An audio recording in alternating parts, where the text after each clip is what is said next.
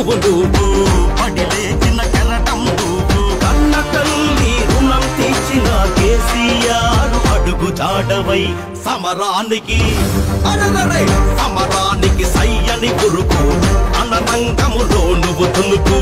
TRS కార్యకర్తవై Hyderabad పరిరక్షణకై